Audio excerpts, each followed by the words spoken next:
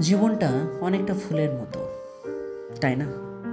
একটা ফুল ফুটতে গেলে রোদ, বৃষ্টি, ঝড় সব কিছুই সহ্য করতে হয়। আমাদের জীবনও ঠিক তেমনই।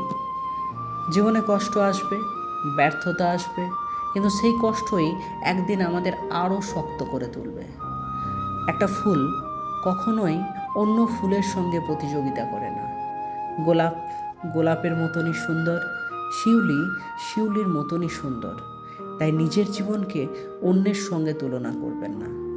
আপনার সময় হয়তো একটু দেরিতে আসবে, কিন্তু আপনি একদিন ঠিকই ফুটবেন। মনে রাখবেন, আজ জীবনে কাঁটা থাকে, হতাশ হবেন না, কারণ কাঁটার পরেই ফুল আসে। তাই ধৈর্য রাখুন, নিজের উপর বিশ্বাস রাখুন, চেষ্টা করে যান। জীবন কত বছর বাঁচলাম সেটা বড় কথা নয়, কতটা সুন্দরভাবে বাঁচালাম সেটাই আসল কথা। একদিন আপনার সাফল্যের সুবাস চারিপাশের মানুষ অনুভব করবে। ধন্যবাদ।